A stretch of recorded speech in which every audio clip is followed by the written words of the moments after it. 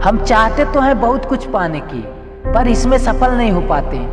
दोस्तों, आज मैं ये कहानी सुनाने जा रहा हूँ जिसे सुनकर आपकी आंखें खुल जाएंगी। आपको असीम ज्ञान देगा जिसका उपयोग बहुत कम लोग ही कर पाते हैं। तो दोस्तों, आज की कहानी है जो चाहोगे सो पाओगे। तो चलिए शुरू करते हैं। एक साधु घाट पर अपना डेरा डाले हुए थे। वह दिन भर बैठा रहता और बीच बीच में ऊंची आवाज में चिल्लाता, जो चाहोगे सो पाओगे, जो चाहोगे सो पाओगे। उस रास्ते से गुजरने वाले लोग उसे पागल समझते। वे उसकी बात सुनकर अनसुना कर देते और जो सुनते वे उस पर हंसते थे। एक दिन एक बेरोजगार युवक उस रास्ते से गुजर रहा था। साधु के चिल्लाने की आवाज उसके कान पर पड़ी, जो चाहोगे सो पाओगे, जो चाहोगे सो पाओगे।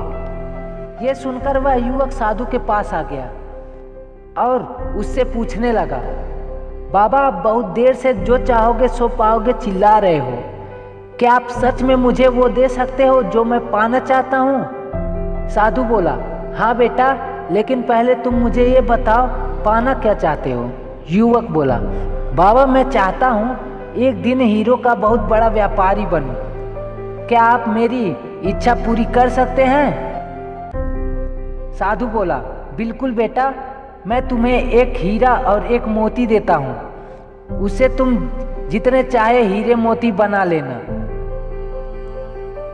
साधु की बात सुनकर युवक की आंखों में आशा की ज्योति चमक उठी। फिर साधु ने उससे अपनी हथेलियों को आगे बढ़ाने को कहा। युवक ने अपनी हथेली साधु के सामने कर दी। साधु ने पहले उसके एक हथेली पर अपना हाथ रखा और बोला, बेटा, यह दुनिया का सबसे अनमोल हीरा है। इसे समय कहते हैं। इसे जोर से अपने मुट्ठी में जकड़ लो। इससे द्वारा तुम जितने चाहे उतने हीरे बना सकते हो। इसे कभी अपने हाथ से निकलने मत देना। फिर साधु ने दूसरा हाथ युवक की हथेली पर रखा और कहा, बेटा, यह दुनिया का सबसे कीमती मोती है। इसे धैर्य कहते हैं। जब किसी कार्य में समय लगाने के बाद भी सही परिणाम प्राप्त न हो तो इस धैर्य नामक मोती धारण कर लेना।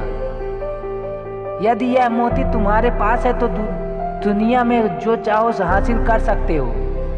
युवक ने साधु की बात सुनी और धन्यवाद कहा, वहां से चल पड़ा।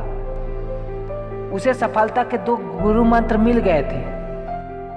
वह निश्चय किया कि कभी समय व्यर्थ नहीं गवाएगा और सदा धैर्य से काम लेगा। कुछ समय बाद उसने हीरे के एक बड़े व्यापारी के यहाँ काम शुरू किया।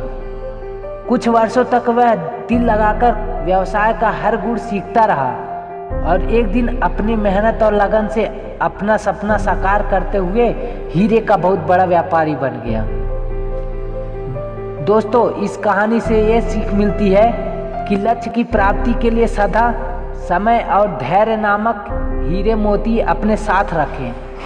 अपना समय कभी व्यर्थ ना जाने दें और कठिन समय में धैर्य का दामन ना छोड़ें। सफलता वक्त प्राप्त होगी।